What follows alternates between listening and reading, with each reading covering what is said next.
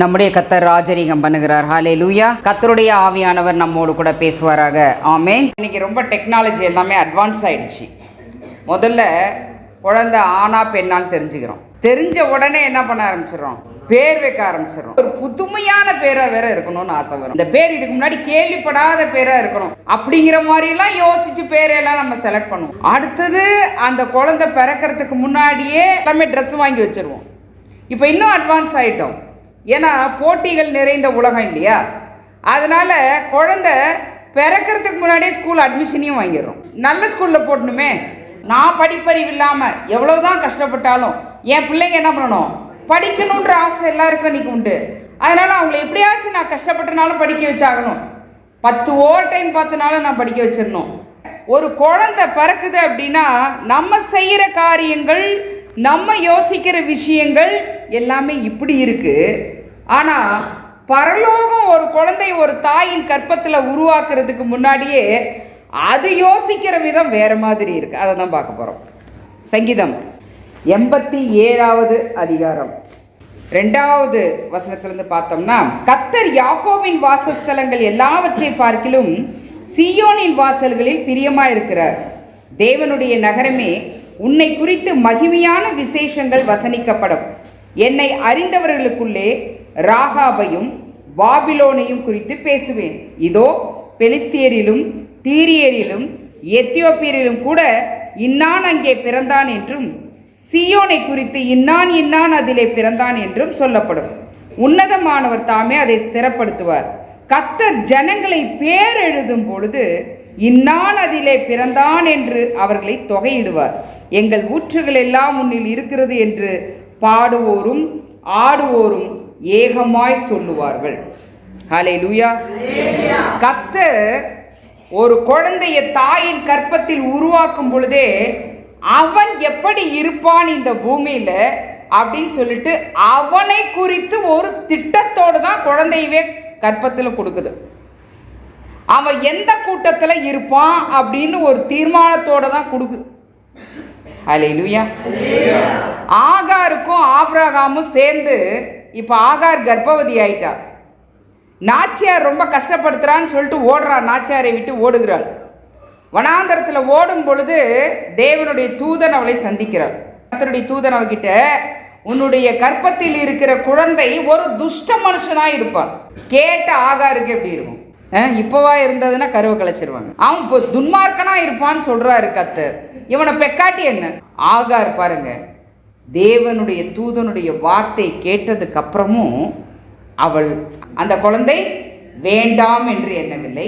அந்த தேவனுடைய தூதனுடைய வார்த்தைக்கு கீழ்ப்படிஞ்சு மறுபடியும் தன்னுடைய நாச்சியார்கிட்டயே போய் அந்த நாச்சியார்கிட்ட அடங்கி இருந்து அந்த குழந்தையை பெற்று வளர்க்கிறாள். அப்படின்னா ஒரு கர்த்தரை அறியாத ஒரு புரதேசத்து ஸ்திரீ ஒரு விசுவாசம் இல்லைன்னா அதை பண்ண முடியுமா? ஆபிரகாம் மூலமாய் கர்த்தரை குறித்து கேள்விப்பட்டு வச்சிருக்கிறாளே, ஸோ என் கர்த்தர் எல்லாவற்றையும் மாற்ற வல்லவர் அப்படிங்கிற விசுவாசத்தில் என்ன பண்ணுறா, அந்த குழந்தையும் அவள் பெற்றெடுக்கிறாள். யோவான் ஸ்நானன் எலிசபெத்துடைய கர்ப்பத்தில் கர்த்தர் கொடுத்துருக்கிறார். மரியாள் போய் எலிசபெத்தை வாழ்த்துகிறாள். வாழ்த்தும் பொழுது குழந்தை உள்ள என்ன பண்ணுது, அவள் ஆவியினால நிரப்பப்படும் பொழுது உள்ள குழந்தை ஆவியினால துள்ளுகுது. இப்போ யோவான் ஸ்நானனை குறித்து பரலோகம் என்ன திட்டத்தை வச்சிருக்குது, இவன் ஆண்டவர் இயேசுவுக்கு வழியை ஆயத்தம் பண்ணுகிறவனாக இருப்பான் அப்படின்னு சொல்லிட்டு ஒரு திட்டத்தை வைக்குது. இப்போ மரியாளுக்கு கர்த்தருடைய தூதன் சொல்றாரு, நீ கர்ப்பவதியாகி ஒரு குமாரனை பெறுவாய், அவர் இந்த உலகத்திற்கு இரட்சகராய் இருப்பார் அப்படின்னு சொல்லிட்டு. இப்போ ஒரு குழந்தையை கற்பத்தில் கொடுக்கும் பொழுதே பரலோகம் ஒரு திட்டத்தோடு அதை செய்யும். தேவனுக்கு முன்பாக யாராக இருப்பார்கள், எந்த கூட்டத்தில் இருப்பாங்க அப்படின்னு கர்த்தர் தொகையிட்டு அனுப்புகிறாராம். யாக்கோபின் வாசஸ்தலங்கள் எல்லாவற்றிலும் சீயோனின் வாசல்களில் நான் பிரியமா இருக்கிறேன் அப்படின்னு சொல்றாரு. யாக்கோபுடைய வாசஸ்தலங்களுக்கும் இந்த சீயோனுடைய வாசலுக்கும் என்ன வித்தியாசம் அப்படிங்கிறத முதல்ல ஆவிக்குரிய வகையில் பார்க்கலாம். யாக்கோபுக்கு எத்தனை பிள்ளைங்க? 12 பிள்ளைங்க. ஓகேவா? இந்தவர்கள் தான் பின்னாடி கர்த்தர் இஸ்ரவேல் அப்படின்னு சொல்லிட்டு இந்த ஜனத்தை தான் தன்னுடைய ஜனமாக தேவன் தெரிந்து கொண்டார் இந்த பூமியில். அவர்களுக்கு வாக்குத்தத்தம் பண்ணின கானான் தேசத்தையும் கொடுத்தார். புரியுதா? இப்போ இந்த 12 கோத்திரமும் எப்படி வந்தது? யாக்கோபுடைய 4 மனைவிகள், 2 மனைவிகள், அவர்கள் கொடுத்த வேலைக்காரிகள், அவர்களையும் சேர்த்து இந்த 4 பேர் மூலமாக அவன் பெற்ற இந்த 12 பிள்ளைகள் தான். இவர்கள் தான் இஸ்ரவேலர். புரியுதா? இவர்கள் எல்லாம் வெறும் மாம்சத்தின்படி பிறந்தவர்கள். யார் இந்த சீயோன்னா, ஆண்டவர் இயேசுவுடைய இரத்தத்தினால மீட்கப்பட்டு பாவ மன்னிப்பை பெற்று யார் பரமபிதாவுடைய பிள்ளைகளாக மாறி இருக்கிறார்களோ அவர்கள்தான் சீயோன். ஹல்லேலூயா. யோவான் 1வது அதிகாரத்தில் பார்த்தோம்னா அதுதான் சொல்லப்பட்டிருக்கு. அவரை விசுவாசித்து ஏற்றுக்கொண்டவர்கள் எத்தனை பேர்களோ அவர்கள் தேவனுடைய பிள்ளைகளாகும்படியான அதிகாரத்தை பெற்றுக் கொண்டார்கள். இந்த சீயோனுக்கு வாசல் யாருன்னா ஆண்டவர் இயேசு தான். கர்த்தர் சொல்றாரு, என்னை அறிந்தவர்களுக்குள்ளே நான் ராகாபையும் பாபிலோனையும் குறித்து பேசுவேன். நம்ம எத்தனையோ விஷயங்களை டெய்லி பேசிக்கிட்டே இருக்கிறோம். எத்தனை வார்த்தை நம்ம ஆத்மாவுக்கு பிரயோஜனமா இருக்கு. ராகாப் யாரு? எரிகோ பட்டணத்தில் இருந்த ஒரு வேசி. யோசுவா 2வது அதிகாரம். உலகத்தின் பார்வையில் ராகாப் யாரா தெரியுமா? இவள் ஒரு வேசி. அவளை ஒரு பாவியாக பார்ப்பார்கள். தாங்கள் ரொம்பவும் பரிசுத்தவான்களைப் போலவும் அவள் மிகவும் கொடிய பாவியை போலவும் என்ன பண்ணிட்டு இருப்பாங்க? பார்த்துட்டு இருப்பாங்க. அவங்க போனது வேசித்தனத்துக்கு இல்லை. அந்த காலத்துலேருந்து இந்த இஸ்ரவேல் ஜனங்க உளவுத்துறையில் டாப் அடிக்கிறாங்கன்னு காரணம் இதுதான். ஏன்னா ஒரு வேசிக்கிட்ட ஆண் மக்கள் போறாங்கன்னா உலகம் என்னன்னு நினச்சிக்கோ. அதனால நம்ம தப்பிச்சுக்கலான்னு சொல்லிட்டு 2 பேர் அங்கே போறாங்க, வேவு பார்க்க போறாங்க. 8வது வசனம். அந்த மனுஷர் படுத்துக்கொள்ளும் முன்னே அவள் வீட்டின் மேல் அவர்களிடத்திற்கு ஏறி போய், கர்த்தர் உங்களுக்கு தேசத்தை ஒப்பு கொடுத்தார் என்றும் உங்களை பற்றி எங்களுக்கு திகில் பிடித்திருக்கிறது என்றும் உங்களை குறித்து தேசத்து குடிகள் எல்லாரும் சோர்ந்து போனார்கள் என்றும் அறிவே. நீங்கள் எகிப்திலிருந்து புறப்பட்ட பொழுது கர்த்தர் உங்களுக்கு முன்பாக சிவந்த சமுத்திரத்தின் தண்ணீரை வற்றி போக பண்ணினதையும் நீங்கள் யோர்தானுக்கு அப்புறத்தில் சங்காரம் பண்ணின எமோரியனின் 2 ராஜாக்களாகிய சீகோனுக்கும் ஓகுக்கும் செய்ததையும் கேள்விப்பட்டோம். கேள்விப்பட்ட பொழுது எங்கள் இருதயம் கரைந்து போயிற்று. உங்களாலே எல்லாருடைய தைரியம் அற்று போயிற்று. உங்கள் தேவனாகிய கர்த்தரே உயர வானத்திலும் கீழே பூமியிலும் தேவனானவர். நம்மளா இருந்தால் மற்றவங்களை பற்றி என்ன நினைக்கிறோம்? அவங்களுக்கெல்லாம் கர்த்தரை பற்றி ஒன்றுமே தெரியாது. நான் ஞானஸ்நானம் எடுத்துருக்கிறேன், நான் பேரை மாற்றிருக்கிறேன், நான் சபைக்கு வந்துட்டுருக்கிறேன், நான் பிரசங்கங்களை கேட்டுட்ருக்கிறேன், நான் கிறிஸ்தவர். கிறிஸ்துவை பற்றி நமக்கு தான் தெரியும் நாம நினைச்சிட்டு இருக்கிறோம். ராகாம்ங்கிற வேசி கர்த்தரை பற்றி மிக தெளிவாக கேள்விப்பட்டு தெரிஞ்சிட்டு இருக்கிறா. அவ கர்த்தரை பற்றி விசாரிச்சு தெரிஞ்சு வச்சிருக்கா. கர்த்தருங்கிறாங்களே, யாரோ இஸ்ரவேல் ஜனங்க இந்த ரூட்ல வராங்கங்கிறாங்களே, அவங்களாம் படையெடுத்து வர்றதுக்கு வாய்ப்பு இருக்குன்னு சொல்றாங்களே, பார்டர்ல இப்படி ஒரு சண்டை நடக்குது, யுத்தம் நடந்துட்டு இருக்குது அப்படின்னா நம்முடைய சிந்தனையெல்லாம் எப்படி இருக்கும்? அப்போ தமிழ்நாடு வரைக்கும் சண்டை வரலன்னா நம்ம நிம்மதியாக இருக்கும். பார்டரோட போட்டோம், நமக்கு பிரச்சனை வராத வரைக்கும் நமக்கு நிம்மதி அப்படின்னு தானே நாம் யோசிச்சுட்டு உட்காந்துட்டு இருப்போம். ராகாப் அப்படி உட்காந்துருக்கலிங்க. எங்கேயோ இவங்க வர வழியில் யுத்தம் நடந்துட்டு இருக்குது, எல்லாத்தையும் கேட்டு தெரிந்து வச்சுருவாங்க. யார் இந்த இஸ்ரவேல் ஜனங்க? அது இவங்க கூட வர கர்த்தர் அவ்வளோ பெரியவரா? இவர் இவ்வளவு ஜனங்களையும் மேற்கொள்வதற்கு, இந்த ராஜாக்களை எல்லாம் மேற்கொள்வதற்கு அவ்வளோ வல்லமையாக அவங்க கூட துணை நிற்கிறாரா? அப்போ இந்த தெய்வம் எப்படிப்பட்டவர்னு சொல்லிட்டு இவள் எந்த அளவுக்கு கேட்டு விசாரித்து அறிவை பெற்றிருக்கிறாள். ஒவ்வொரு நாளும் இந்த தேவனை பற்றி தெரிந்து கொள்வதற்கு நாம் ஒதுக்குகிற நேரம் என்ன?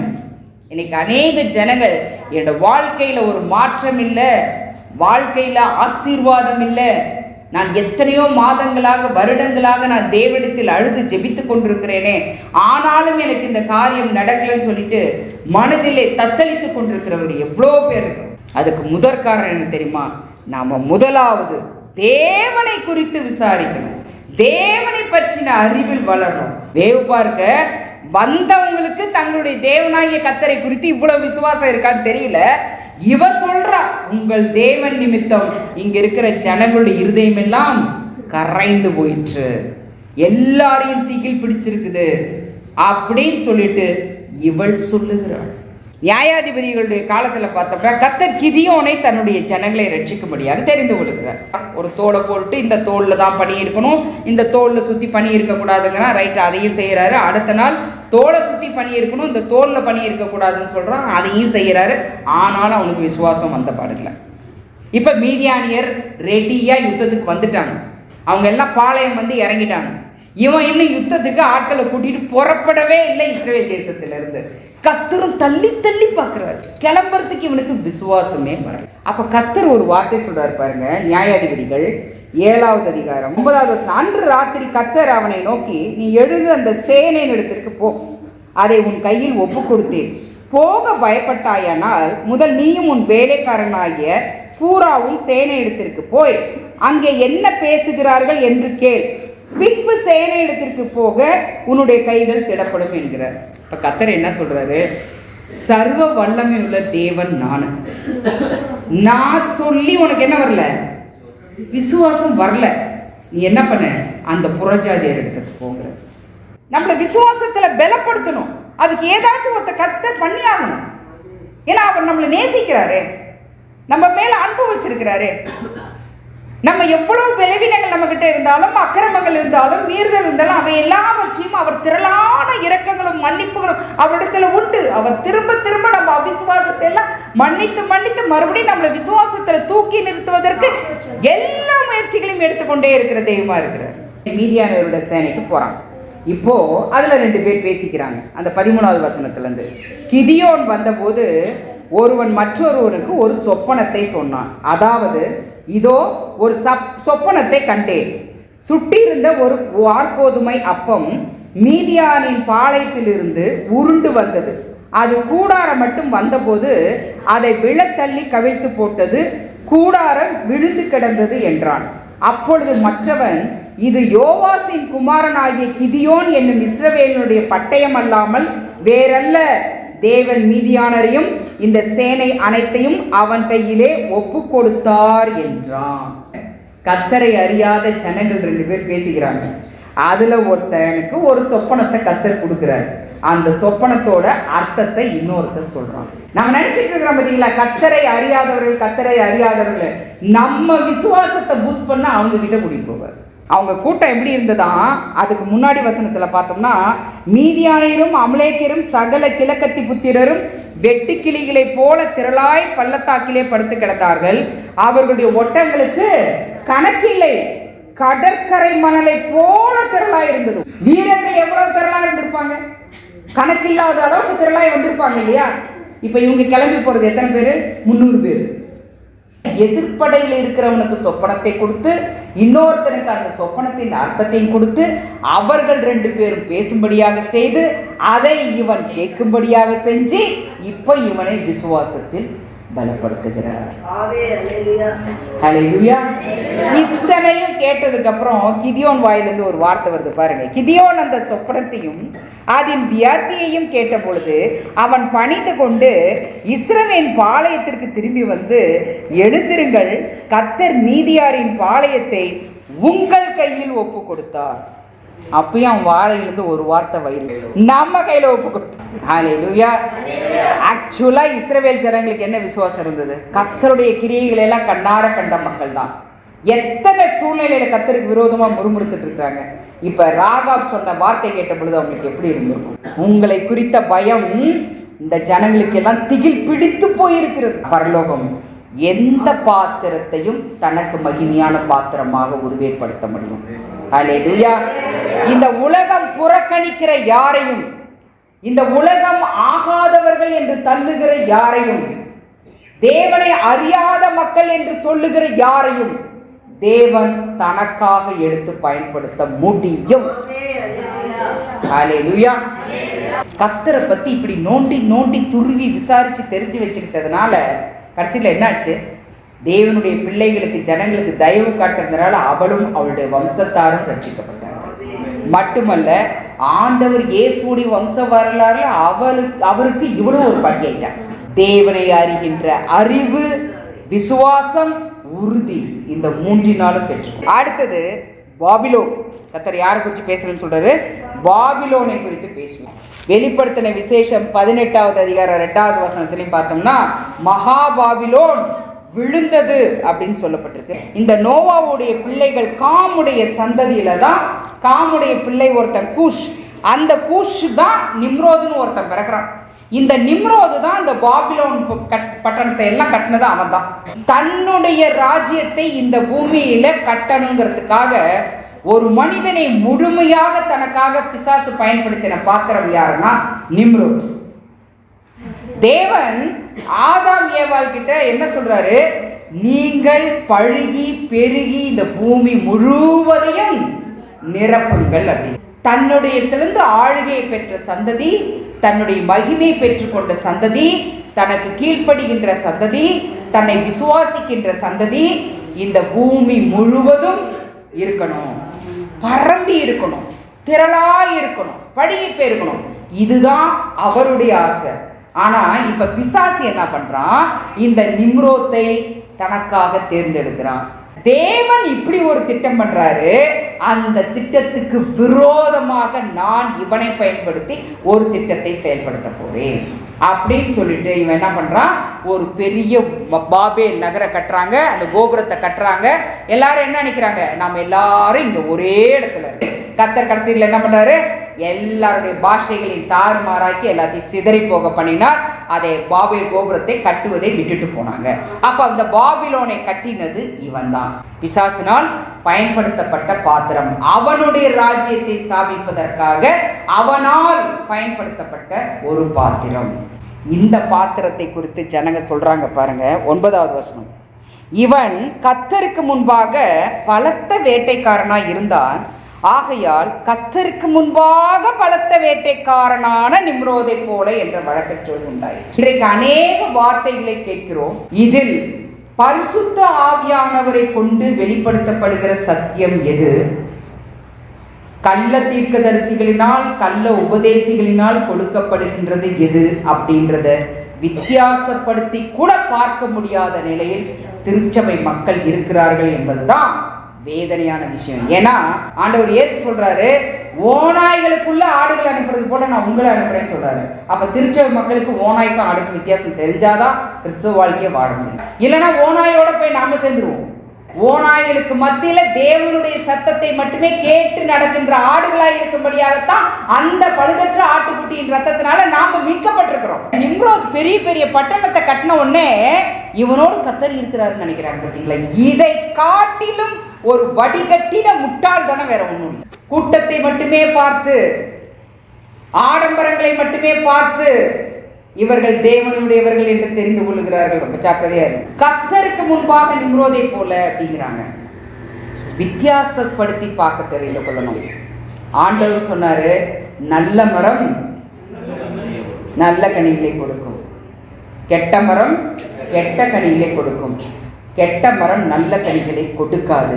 அவரவரை கனிகளை கொண்டு அறிந்து கொள்ளலாம். கனிகளை பார்த்துதான் ஒருவரை எடை போடணுமே தவிர இப்படிப்பட்ட பந்தாக்களையோ ஆடம்பரங்களையோ பார்த்து யாரையும் எடை போடக்கூடாது. அந்த மக்களையே வஞ்சித்து அவர்களை முற்றிலுமாக தனக்கு அடிமைப்படுத்தி நிம்ரோத் என்ன சொல்றானோ அது படிதான் அங்க நடக்கணும். அதை மீறி வேற யாரும் எதையும் செய்ய முடியாது. அந்த அளவுக்கு மக்களை தனக்கு அடிமைப்படுத்தி வைத்திருந்தான் அந்த நிம்ரோத். இந்த பாத்திரத்தை சத்துரு தனக்கு சாதகமாக பயன்படுத்தி கொள்ள விட்டுவிடவே கூடாது. கர்த்தர் வேதத்தை எடுத்து நீங்க ஆதியாகமத்திலிருந்து வாசிச்சீங்கன்னா, கர்த்தர் ஒரு திட்டத்தை போடும் பொழுது அந்த திட்டத்திற்கெல்லாம் எதிராக ஒரு திட்டத்தை பிசாசு செய்து கொண்டே இருப்பான். அதற்கு சாதகமாக சிலரை தனக்காக பயன்படுத்தி கொண்டே இருப்பான். நிம்ரோதை போல, ஒரு ஆகாவை போல, ஒரு ஏரோதை போல. ஆண்டவர் இயேசு பயன்படுத்துகிற பாத்திரமானா இருக்கலாமா, இல்ல பிசாசு பயன்படுத்துகிற பாத்திரமாக இருக்கலாமா? இந்த பாத்திரத்தில் அவர் தான் பருகணும், இந்த பாத்திரத்தில் அவர் தான் சாப்பிடணும். ஹல்லேலூயா. அந்த விழிப்புணர்வு இருக்கணும். ஏன்னா நட்சத்திரங்களில் 3 ஒரு பகுதியை தன்னுடைய வாளினாலே கீழே தள்ளுகிறான் என்று வேதத்தில் சொல்லப்பட்டிருக்கிறது. பிசாசு கூட அப்பப்போ வந்துட்டு போயிடுவாங்க. ஆனால் நம்ம மாம்சம் தான் கூடவே இருக்கிற மகா பெரிய சத்துரு. இந்த சத்துருவை நம்ம ஒவ்வொரு இன்ஸ்டன்ட், ஒவ்வொரு செகண்டும் ஜெயிச்சுட்டே இருக்கணும். ஹல்லேலூயா. அந்த டைம் வர எமோஷன்ஸ்ல, உணர்ச்சி வேகத்துல நமக்குள்ள பிசாசுடைய யோசனை செயல்படுவதற்கு விட்டு கொடுத்தோம்னா அப்ப நாம யார் பயன்படுத்துற பாத்திரம் ஆயிடுறோம்? பிசாசு பயன்படுத்துற மாத்திரம். கர்த்தருடைய பிள்ளைன்னு சொல்லிட்டு இருந்தாங்க, நான் இவங்களையே என்னுடைய சிந்தனைக்கு பயன்படுத்திக்கிட்டேனே. தாவீதை குறித்து என்ன யோசிச்சா? இவன் என்னுடைய இருதயத்துக்கு ஏற்றவன் பிதா அப்படியே சாட்சி சொன்னாரே கர்த்தர். இந்த பாத்திரத்தை ஏன் நான் யூதா இஸ்ரவேல் தனித்தனியா தொகையிட்டு பார்க்கும்படியாக நான் பயன்படுத்தி சாதிச்சேன் இல்லையா அப்படின்னு அவன் நினைக்கிறான்னா, அப்படி நினைக்க அவனை விடலாமா? அவனுடைய சந்ததியில அவன் எப்படி தொகை பார்க்க விட்டானோ அதே மாதிரி கர்த்தர் பிரிச்சுட்டார். அடுத்தது கர்த்தர் என்ன சொல்றாரு? அதே சங்கீதம் 87, இதோ பெலிஸ்தியரிலும் தீரியரிலும் எத்தியோப்பியரிலும் இன்னான் அங்கே பிறந்தான் என்று சொல்லுவேன் அப்படின்னு சொல்றார். இந்த தீர்வை குறித்து பார்த்தீங்க அப்படின்னா எசேக்கியேல் 28வது அதிகாரம் ஃபுல்லாக பிஸ்னஸ். இந்த தீர்வு வந்து ஃபுல்லாக பிஸ்னஸுக்கு பேர் போனது. பாபிலோன் எப்படி எல்லா சகல அருவருப்புகளுக்கும் பாவங்களுக்கும் பேர் போனதோ அதே போல் இந்த தீர்வு வந்து பிஸ்னஸ்க்கு பேர் போனது. ஆனால் இந்த பிஸ்னஸில் என்ன நடக்குதுன்னு பார்க்கணும். எசேக்கியேல் 28வது அதிகாரம் 16வது வசனம், உன்னுடைய வியாபாரத்தின் மிகுதியினால் உன் கொடுமை அதிகரித்து நீ பாவம் செய்தாய், ஆகையினால் உன்னை தேவனுடைய பர்வதத்திலிருந்து ஆகாதவன் என்று தள்ளி காப்பாற்றுகிற கேருபாய் இருந்த உன்னை அக்னிமயமான கற்களின் நடுவே இராதபடிக்கு அழித்து போடுவேன். ஏன் அப்படின்னு கர்த்தர் சொல்றாரு பாருங்க. 18வது வசனத்துல, உன் அக்கிரமங்களின் ஏராளத்தினாலும் உன்னுடைய வியாபாரத்தின் அநீதத்தினாலும் உன் பரிசுத்த ஸ்தலங்களை பரிசுத்த குலைச்சலாக்கினாய். என்னது? சுத்தி இருக்கிற மக்களை எல்லாம் ஏமாத்தி பிசினஸ் பண்றாங்க. நம்ம ஒவ்வொருத்தருமே தேவனுடைய பரிசுத்த ஸ்தலம். இப்படிப்பட்ட அக்கிரம சிந்தையினாலும் வியாபாரத்தின் அநீதத்தினாலும் அதை பரிசுத்த குலைச்சலாக்கி கொண்டிருக்கிறோம். இதுதான் தீர்வு. இப்போ ஒருத்தர் காய்கறி வியாபாரம் பண்றாங்க, நான் கிறிஸ்தவன் சொல்றாங்க, ஆனா அங்க காய்கறி வியாபாரம் பண்றாங்க பாருங்க, அங்க ஒரு கள்ளத்தராசு, 1 கிலோல அங்க ஒரு 100 கிராம் குறையும். புரியுதா எப்படி பரிசுத்த குலைச்சலாக்குறாங்கன்ட்டு? அது வருமானம் வர வழி இல்லையே. இந்த வீடு பரிசுத்த குலைச்சல் ஆகுது. சர்ச்சுக்கு வராங்க, விவசாயம் பண்றாங்க, அது சீக்கிரமா பயிர் நிறைய வரணுங்கிறதுக்காக, அது நல்ல காய் பெருசு பெருசா வரணுங்கிறதுக்காக அரசாங்கம் என்ன பண்ணுது? சில உரங்களை தான் பயன்படுத்தணும், சில கெமிக்கல்ஸ், ஆபத்தான கெமிக்கல்ஸ்லாம் பயன்படுத்த கூடாதுன்னு இருக்கும், விதிகள் இருக்கும். புரியுதா? ஆனா பேராசை, 6 மாசத்துல விளைய வேண்டிய பயிர் 4 மாசத்திலே விளையணும், அதுக்கேற்ற மாதிரி மருந்து போடு, நிறைய ஆபத்தான கெமிக்கல்ஸ் எல்லாம் போட்டு பயிர் பண்ணு. இதெல்லாம் தான் வியாபாரத்தின் அநீதம், அநீதி, அக்கிரமம். சபை வேற பிசினஸ் வேற. அப்படியா? இல்லையே, வேதத்தில் அப்படி எங்கேயுமே சொல்லப்படலையே. எதுல பாரு இன்னைக்கு கலப்படம் இல்லாம பொருளை வாங்க நம்மளால முடியுதா? ஏதோ ஒரு சிலர் விரல் விட்டு எண்ணக்கூடியவர்கள் தான் உண்மையும் உத்தமமாக பிசினஸ் பண்றாங்க. எனக்கு பணம் சேரணும், எனக்கு சொத்து சேரணும், நான் பெரிய ஐஸ்வர்யவான் ஆகணும், இதுக்கு எவ்வளவு பேரத்தையும் நான் என்ன பண்ண தயார்? காவு கொடுக்க தயார். இதுதான் வியாபாரத்தின் அநீதம். தீர்வோட புத்தி இதுதாங்க. திருச்சபை மக்கள் ஒரு காரியத்துல தயவு செஞ்சு எச்சரிக்கையா இருங்க. நமக்கு எவ்வளவுதான் நமக்கு நஷ்டம் இருந்தாலும் யாருக்கும் தீமையை யோசிக்க கூட யோசிக்காது. தீமையை நன்மையினால் ஜெயிக்கப்படும். சூரியகாந்தி விதை, பால்மலின் விதை, அதே போல ஆலிவ் எண்ணெய், இப்படி விதைகளில் இருந்து எடுக்கப்படுகின்ற எண்ணெய்களில் பெரும்பாலான தயாரிப்புகளில் புற்றுநோயை ஏற்படுத்தக்கூடிய வேதிப்பொருட்கள் இருக்கிறது. அரசு இப்போ எச்சரிக்கை கொடுக்குது. அப்ப உற்பத்தி பண்றவனுக்கு என்ன இல்லை? மனசாட்சி இல்லை. நான் பணக்காரன் ஆகணும், எதை வேணாலும் கலக்கு, இந்த ஜனங்க செத்தா என்ன, உயிரோடு இருந்தா என்ன, நான் தங்களுடைய தொழிலில், தங்களுடைய வியாபாரத்தில் அநீதியான காரியங்கள், அக்கிரமங்களை செஞ்சு பொருளை குவிக்கிறது. தயவு செஞ்சு இப்படிப்பட்ட சிந்தை கிளம்புறோம். இவன் இப்படி தான் அக்கிரமம் பண்ணி ஒரு காலத்தில் நரகத்துக்கு போவாங்க அப்படின்னு டிக்ளேர் பண்ணுறாரு. புரியுதா?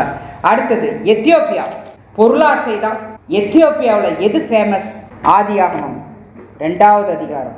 ஏதேனிலிருந்து ஒரு நதி ஓடி அங்கே இருந்து பிரிந்து 4 பெரிய ஆறுகளாயிற்று. முதலாம் ஆறு பைசோன் என்று பெயர்.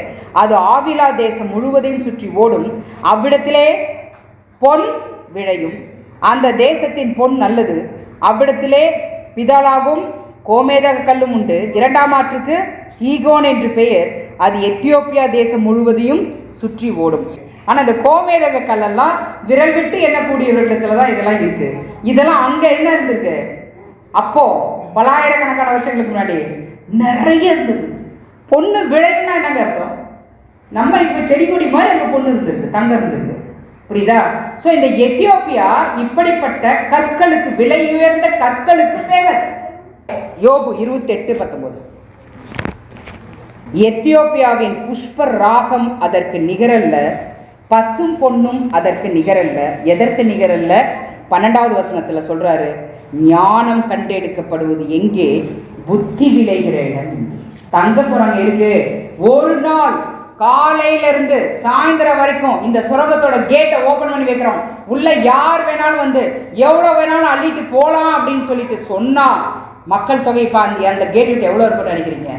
எது என்னை ஆசீர்வாதத்தின் பாதையில் நடத்தி செல்லும், எது எனக்கு பாவ மன்னிப்பை பெற்றுத்தரும், எது எனக்கு ரட்சிப்பை பெற்றுத்தரும், எது என்னுடைய சந்ததிக்கு ரட்சிப்பை பெற்றுத்தரும், எது என்னுடைய சந்ததிக்கு உன்னதமான ஆசீர்வாதத்தை பெற்றுத்தரும், எது என்னை பரலோகத்துக்கு நேராக நடத்தி செல்லும், எது என்னுடைய பிள்ளைகளை பரலோகத்துக்கு நேராக ஏற்றி செல்லும்? கர்த்தருடைய வார்த்தை, கர்த்தருடைய ஞானம். அதை தான் யோபு சொல்றான், எத்தியோப்பியால விளையிற பசு பொன் தான் உலகத்திலேயே பெஸ்ட் பொண்ணா, கோல்டா. அந்த கோல்டு கூட தேவனுடைய வார்த்தைக்கு நிகரல்ல. அல்லேலூயா. திருச்சபை மக்களுக்கு தெரியும், விலை மதிப்பில்லாத வார்த்தைகளை இலவசமாக கொடுத்துட்டு இருக்கிறாரு. எதுக்கு? இந்த ஆத்மா ரட்சிக்கப்படுவதற்காக. அல்லேலூயா. இதற்கு நிகர் வேற எதுவுமே இல்லை. இந்த உலகத்தின் மேலேயோ இந்த உலகத்தில் இருக்கிற விஷயங்கள் மேலேயோ அன்பு கூறாதீங்க. கர்த்தர் நமக்கு தேவைகளை எல்லாம் படியளக்கிற தெய்வம். நம்ம உழைக்கணும். கர்த்தர் யாருக்கெல்லாம் கொடுக்க சொல்றாரோ கொடுக்கணும். நம்முடைய குடும்பத்தை கர்த்தருக்குள் நடத்தி செல்லணும். அந்த பொறுப்புகள் நமக்கு உண்டு. ஆனால் இவற்றின் மீது அன்பு வைக்கக்கூடாது, மோகம் வைக்கக்கூடாது, பற்று வைக்கக்கூடாது. கடைசியாக ஒரு காரியம், சீயோனை குறித்து இன்னான் அதிலே பிறந்தான் என்றும் சொல்லப்படும். ஆண்டவருடைய இரத்தத்தினால் மீட்கப்பட்டவர்கள் தான் சீயோன். இந்த சீயோனுக்கு என்ன தெரியும்? மகாபெரிய பாக்கியம். கர்த்தர் அதை ஸ்திரப்படுத்துவார். கர்த்தருக்கு கீழ்ப்படிஞ்சால் போதும், கர்த்தர் அதை ஸ்திரப்படுத்துவார். நான் ஜனங்களை பேர் எழுதும் பொழுது அவன் இன்னான் அதிலே பிறந்தான் என்று அவர்களை கர்த்தர் தொகையிடுவார். பாருங்க, இன்றைக்கு கர்த்தருடைய கிருபையில் நம்ம பாபிலோனில் இல்லை, தீருவில் இல்லை, எத்தியோப்பியாவில் இல்லை, நரகத்துக்கு ஏதுவான பாவமான வழிகளில் இல்லாதபடிக்கு ஒரு பரிசுத்த மார்க்கத்தில் நடக்கும்படியாக கர்த்தர் நம்ம இந்த உலகத்தில் வேறு பிரித்து தெரிந்து கொண்டிருக்கிறாரே. இதை காட்டிலும் இந்த உலகத்தில் ஒரு மகா பெரிய பாக்கியம்.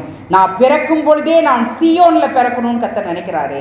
இந்த கூட்டத்தில் இயேசுவின் இரத்தத்தினால மீட்கப்படுகின்ற ஒரு விசுவாசமுள்ள நட்சத்திரத்தை போல பிரகாசிக்கின்ற ஒரு சந்ததி, அந்த ஒரு கூட்டத்தில் நான் பிறக்கணும்னு கர்த்தர் தொகையிட்டு இருக்கிறாரே. இதை காட்டிலும் ஒரு மகாபெரிய பாக்கியம் நடக்க முடியுமா? நம்ம பிள்ளைங்க பிறக்கிறதுக்கு முன்னாடி எதையோ யோசிச்சுட்டு இருக்கிறோம். ஆனால் ஒன்று யோசிக்கணும், அது ஒரு நட்சத்திர சந்ததியாக இருக்குங்க. அது ஒன்றை தவிர நமக்கு வேற எதுவுமே இல்லை. அது பிரகாசிக்கிற சந்ததியாக இருக்கும். இப்போ கர்த்தர் சொல்கிறாரு, எங்களுடைய ஊற்றுகள் எல்லாம் முன்னில் இருக்கிறது என்று பாடுவோரும் ஆடுவோரும் ஏகமாய் சொல்லுவார்கள். இப்போ கிணத்தை தோன்றதுக்கு முன்னாடியே முதல்ல என்னங்க பண்ணுவாங்க? ஊற்று பார்ப்பாங்கல்ல. அவங்கள தான் ஃபஸ்ட்டு கூட்டிகிட்டு வந்து என்ன பண்ணுவாங்க? ஊற்ற பார்ப்பாங்க. அது எங்கேயாச்சும் ஒரு 2-3 ஊற்று இருக்கிற இடமா இருக்குதான்னு பாருங்களேன். ஒரு ஊற்று வற்றி போனால் கூட இன்னொரு ஊற்று இருக்கும் இல்லையா அப்படின்னு சொல்லிட்டு நம்ம பார்க்க சொல்லுவோம் இல்லையா. இதை காட்டிலும் பெஸ்ட் ஊற்று வேற இடத்துல இருக்க போது, மிஸ் பண்ணிட போற அப்படின்னு ஃபுல்லாக அவனை ரவுண்ட் அடிச்சு என்ன பார்க்க சொல்லுவோம்? ஊற்று பார்க்க சொல்லுவோம் இல்லையா. இன்னைக்கு எல்லாம் வேற நிலத்தடி நீர் குறைஞ்சிட்டே போகுது. 800 அடி 1000 அடியெல்லாம் போக வேண்டிய இடமெல்லாம் இருக்குது. இப்போ ஒருத்தருக்கு பதிலாக ஒரு 3 பேர் 4 பேரை கூட வச்சு நம்ம கிராஸ் பண்ணி செக் பண்றோமா இல்லையா? 3 பேருமே ஒரே இடத்த தான் சொல்லியிருக்கிறாங்க. அப்போ இந்த இடத்துலயே நாம போடுவோம் அப்படின்னு சொல்லிட்டு அதுக்கப்புறம் தான் மெஷினியை கூப்பிடுவோம். கர்த்தர் சொல்றாரு, ஒரே ஊற்று, வற்றாத ஜீவ ஊற்று, அந்த இயேசுவே சீயோன் கிட்ட தான் இருக்காங்க. ஹல்லேலூயா. கர்த்தரை யார் என்று அறியாத மக்கள், ஆசீர்வாதம்னா என்னன்னே தெரியாத மக்கள். ஏன்னா இன்னைக்கு அழிந்து போகின்ற பொண்ணும் பொருளும் ட்ரெஸ்ஸும் நகையும் நிலமும் வீடும் தான் ஆசீர்வாதம் நினைச்சு தப்பா நினைச்சு ஓடிட்டு இருக்கிற மக்களுக்கு உண்மையான ஆசீர்வாதம் எதுன்று சொல்லி கொடுக்கக்கூடிய, காட்டி கொடுக்கக்கூடிய ஆசீர்வாதத்தின் ஊற்று எங்க இருக்குன்னா சீயோன் ஆகிய நம்மிடத்தில் மட்டும்தான். ஏசாயா 45வது அதிகாரம் 14வது வசனம். எகிப்தின் சம்பாத்தியமும் எத்தியோப்பியன் வர்த்தகலாகவும் நெடிய ஆட்களாகிய சபேரின் வர்த்தகலாகவும் உன்னிடத்திற்கு தாண்டி வந்து உன்னுடையதாகும். அவர்கள் உன் பின்னே சென்று விலங்கிடப்பட்டு நடந்து வந்து உன்னுடனே மாத்திரம் தேவன் இருக்கிறார் என்றும் அவரை எல்லாமல் வேறே தேவன் இல்லை என்றும் சொல்லி உன்னை பணிந்து கொண்டு உன்னை நோக்கி விண்ணப்பம் பண்ணுவார்கள் என்று கர்த்தர் சொல்லுகிறார். அக்கிரமம் பண்ணி பண்ணி துன்மார்க்கமா ஜீவியம் பண்ணி பண்ணி சுயலாபத்துக்காக பொருளாசைக்காக அநேகரை ஏமாத்தி ஏமாத்தி அவங்க என்ன நிலைமையில இருக்கிறாங்க? இப்போ விலங்கிடப்பட்டுட்டாங்க. கர்த்தருடைய நீதியில சிக்கிக்கிட்டு இருக்கிறாங்க. சீயோன் கிட்ட வராங்க. தேவனுடைய ஜனமே, எங்களை ரட்சிக்கக்கூடிய ஊற்று எங்க இருக்கு?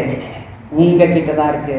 கர்த்தர் உங்களோடு மாத்திரம் இருக்கிறார் என்று சொல்லி அவரை அல்லாமல் வேறே தேவன் இல்லை என்று சொல்லி உங்களை பணிந்து கொண்டு உங்களிடத்தில் விண்ணப்பம் பண்ணுவார்கள். ஹல்லேலூயா. உங்களை பணிந்து கொண்டனோடனே நமக்கு மட்டகணம் வந்துடக்கூடாது. நமக்குள் வாசமாய் இருக்கிற தேவன். நாம் சியோனாய் இருக்கிறோமா? நம்பர் 1. நம்பர் 2, ஆசீர்வாதத்தின் ஊற்று எனக்குள்ளே இருக்காங்க. எத்தனை பேர் தேவனுடைய வார்த்தைகளை பெற்றுக்கொண்டிருக்கிறார்கள், தேவனுடைய ஆறுதலை பெற்றுக்கொண்டிருக்கிறார்கள், தேவனுடைய சமாதானத்தை பெற்றுக்கொண்டிருக்கிறார்கள், தேவனுடைய ஆசீர்வாதங்களையும் நன்மைகளையும் பெற்றுக்கொண்டிருக்கிறார்கள். இந்த சீயோனிலிருந்து புறப்படுகிற ஊற்றிலிருந்து நமக்கே நம்ம ஆசீர்வாதமாக இல்லாமல் மற்றவங்களுக்கும் ஆசீர்வாதமாக இல்லாமல் வாழ்கிற ஒரு வாழ்க்கை அட்டர் வேஸ்ட். ஆண்டவர் இயேசு சொல்லியிருக்கிறார், அவன் பிறவாதிருந்தால் நலமாயிருக்கும். அவர் எப்படி நன்மையும் கிருபையும் பொருந்திய வார்த்தைகளை பேசி எல்லோருக்கும் நன்மை செய்கிறவராய் சுற்றி திரிந்தாரோ அப்படிப்பட்ட யோசனையோடு அப்படிப்பட்ட நல்ல வார்த்தைகளை பேசி அப்படிப்பட்ட வாழ்க்கை நாம் வாழும் பொழுது கர்த்தர் நம்மளை உன்னதத்தில் விற்றிருக்க செய்வார். ஹல்லேலூயா. வெளிப்படுத்தின விசேஷத்தில் பார்த்தீங்கன்னா ஒரு காலத்தில் இந்த ஆதியாகமத்தில் பார்க்குறோம், ஏதேன் தோட்டத்தில் என்ன இருந்துச்சு? அந்த தேசங்களில் பொண்ணு கோமேதக்கல் எல்லாமே இருந்தது. வெளிப்படுத்தின விசேஷத்தில் பாருங்கள், 12 வாசல்ல எப்படி இருக்கு? 12 விதமான கற்கள். ஹல்லேலூயா. கர்த்தர் அப்படி ஒரு இடத்தை நமக்காக ஆயத்தப்படுத்தி வச்சிருக்கிறார். ஆண்டவருடைய ரகசிய வருகை சமீபமாக இருக்கிறது. இப்பொழுது ஒரு எச்சரிப்பின் சத்தத்தை கேட்டுக்கொண்டு இருக்கிறோம். கர்த்தருடைய கிருபையினால மணவாளன் வருகிறார். எப்பவும் நம்ம ஆயத்தப்பட தவறிட்டோம்னா வாய்ப்பில்லை, உபத்திரவ காலம்தான். ஆவியானவர் எடுக்கப்பட்டு விடுவார். பாவங்களுக்கு மத்தியில வைராக்கியமா கர்த்தருக்குள் உறுதியாய் நின்று ரத்த சாட்சியா மறிச்சு தான் பரலோகத்துக்கு வர முடியும். அப்ப யோசிச்சு பாருங்க, எது நல்லது? அவர் வரும்பொழுது நாம் எடுத்துக்கொள்ளப்படுகிறவர்களா இருப்பது மிக மிக நல்லது. கண்களை மூடலாம். ஆமாம். அப்ப தாயின் கற்பத்தில் உருவாகிறதற்கு முன்னதாகவே நீர் எங்களை சீயோனாக எங்களை தொகையிட்டிருக்கிறீரே, அதற்காக உமக்கு நன்றி செலுத்துகிறோம். இது எங்களுடைய சுய பலத்தினாலோ பராக்கிரமத்தினாலோ எங்களுடைய சுய நீதியினாலோ கிடைத்ததல்ல ராஜா. உங்களுடைய அநாதி சிநேகம், உங்களுடைய அநாதி திட்டம், உம்முடைய தீர்மானம், நீர் எங்கள் மீது வைத்திருக்கிற அன்பு. எவனுக்கு இரக்கமாக இருக்க சித்தமாக இருக்கிறேனோ அவனுக்கு நான் இறங்க சித்தமாக இருக்கிறேன்னு சொல்லியிருக்கிறீங்களே, அப்படிக்கு நீங்கள் எங்களுக்கு இறங்கினீரேப்பா. எங்களை தேடி வந்து தெரிந்து கொண்டீரே. நாங்கள் உண்மை தேடி வரவில்லை ராஜா, நாங்கள் உண்மை விசாரிக்கவில்லை அப்பா. ஆனால் நாங்கள் எங்கே இருக்கிறோம் எங்களை விசாரித்து தேடி வந்து எங்களை தெரிந்து கொண்டது. ஒவ்வொரு நாளும் எங்களை விசாரிக்கிறவர் நீரே அப்பா. எங்களுடைய எல்லா தேவைகளையும் சந்திக்கிறவர் நீரே தகப்பனே. அப்பா, எல்லா தீமைகளையும் எங்களை விடுவித்து காக்கிற கரம் உங்களுடைய கரம் ராஜா. எங்களை உன்னதமான ஆசீர்வாதங்களுக்கு நேராக நடத்தி செல்லுகிறது உங்களுடைய கரம் தகப்பனே. பரலோகத்திற்கு நேராக எங்களை நடத்தி செல்லுகிறது உங்களுடைய கரம் ராஜா. சத்தியத்தை விட்டு வலதுபுறம் இடதுபுறம் சாயாமல் பிசாசானவன் எங்களுடைய நடையை பிசையி போக வைத்துவிடக் கூடாதபடிக்கு அப்பா எங்கள் நடையை காத்து நடக்கும்படியாக எங்களை நடத்தி செல்லுகிற தெய்வம் நீரே அப்பா. அப்பா, உமக்கு பிரியமான சீயோனாக அநேகர் ஆசீர்வதிக்கப்படும்படியான ஆசீர்வாதத்தின் ஊற்றுகளை எங்களிடத்தில் வைத்திருக்கிறீரே அப்பா. இந்த நதி, இந்த ஊற்று அநேகருக்கு ஆசீர்வாதமாக மாறணும் ராஜா. ஆமென் டாடி. இது தேவனுடைய வீடு ராஜா. இந்த தேவனுடைய வீட்டின் மூலமாக அநேகர் ஆசீர்வதிக்கப்படணும் அப்பா. மரண இருளில் இருக்கிற ஜனங்கள் அப்பா வெளிச்சத்தை காணணும் தகப்பனே. எந்த மனுஷனை பிரகாசிக்க செய்கின்ற மெய்யான ஒளியாகிய உம்முடைய அன்பை எங்கள் மூலம் ருசிக்கணும் தகப்பனே. ஹல்லேலூயா. அப்படிப்பட்ட ஒரு வாழ்க்கை வாழ்ந்து, நற்கனிகள் நிறைந்த வாழ்க்கை வாழ்ந்து, உம்முடைய நாமம் மகிமைப்படும்படியான வாழ்க்கை வாழ்ந்து, உம்முடைய நித்திய ராஜ்யத்தை சுதந்திரிக்க எங்களுக்கு கிருபை பாராட்டுங்க. மாறாக பிசாசாரன் பயன்படுத்துகிற பாத்திரமாக நான் மாறிவிடக் கூடாது தகப்பனே. எங்களை விட்டுவிடக் கூடாது ராஜா. அப்பா, ஆவிலே விழிப்புணர்வுடன் இருக்க எங்களுக்கு கிருபை பாராட்டுங்க. தொடர்ந்து எங்களை பரம கானானுக்கு நேராக நடத்தி செல்லுங்க. ஆண்டவர் இயேசுவின் நாமத்தில் ஜெபிக்கிறோம் பிதாவே. ஆமென்.